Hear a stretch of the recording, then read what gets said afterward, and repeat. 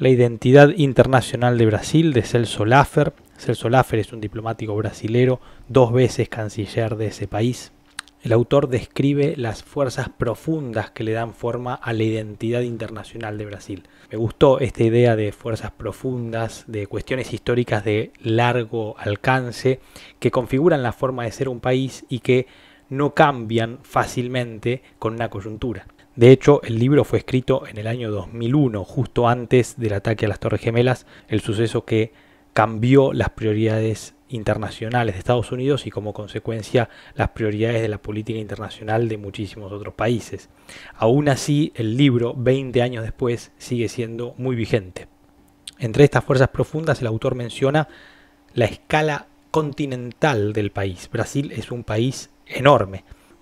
Pero a diferencia de otros grandes países, Brasil no asusta porque está geográficamente lejos de todas las tensiones militares del mundo. Y a su vez, Brasil no tiene gran poderío militar comparado con otras grandes potencias.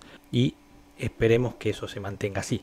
Por otro lado, el pueblo brasilero no es un pueblo trasplantado que intentó reconstruir Europa en América. Tampoco es un pueblo heredero de grandes civilizaciones como sucede en México o en el altiplano andino, sino que es un nuevo mutante, con características propias de matriz lusitana, que se fue enriqueciendo con características no europeas históricas de Brasil, como los aborígenes y los africanos, y más adelante con las inmigraciones del siglo XIX y siglo XX europeas y no europeas, como japoneses y árabes.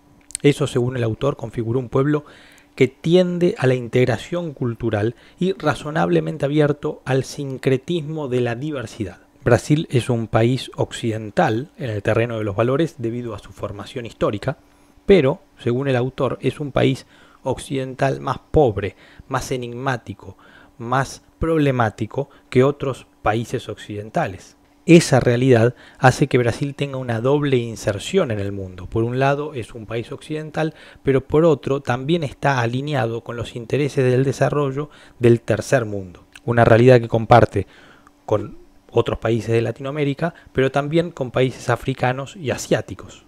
En el plano de las políticas, una fuerza profunda es la búsqueda del desarrollo nacional. El autor lo llama un nacionalismo de fines. La diplomacia brasilera trabaja con 2 líneas. Por un lado, la búsqueda de autonomía. Esto es, preservar la libertad para interpretar la realidad de Brasil buscando soluciones brasileñas a los problemas brasileños. Y la segunda es identificar qué recursos existen en el exterior que se puedan movilizar para atender el desarrollo nacional. Siempre tratando de ubicarse en el medio entre el juridicismo no realista y la pura política del poder. Según el autor, esta es la moderación constructiva, que es el estilo que caracteriza a la diplomacia brasilera.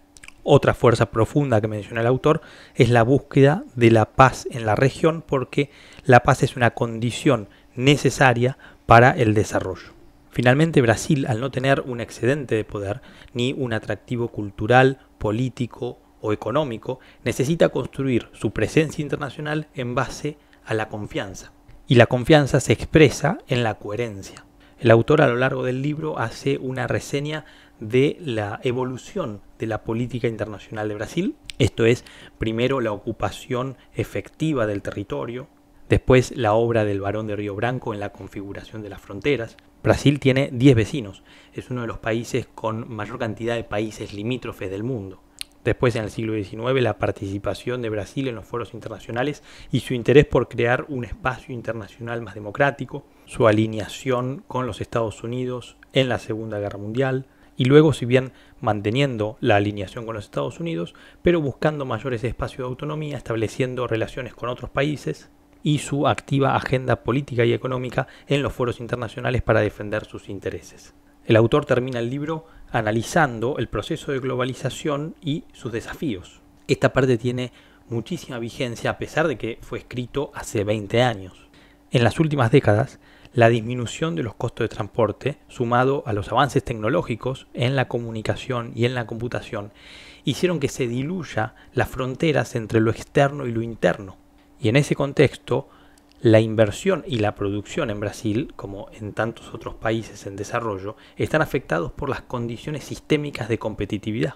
El costo de ser ineficiente, el autor lo llama el costo brasilero en su país, pero en Argentina se llama el costo argentino, era soportable cuando la división entre lo externo y lo interno era muy clara. Pero hoy es necesario resolverlo porque la división entre lo externo y lo interno está desapareciendo. Esto lo dijo el autor en el 2001, hace 20 años. Pero como dije, para mí esto sigue teniendo vigencia, a pesar de que en los últimos años hubo algunos discursos que enfatizaron el nacionalismo, pero la tendencia hacia la integración y hacia la globalización para mí es irreversible porque el cambio tecnológico sigue su curso. El autor menciona que para resolver estas deficiencias de competitividad sistémica hay que transitar reformas.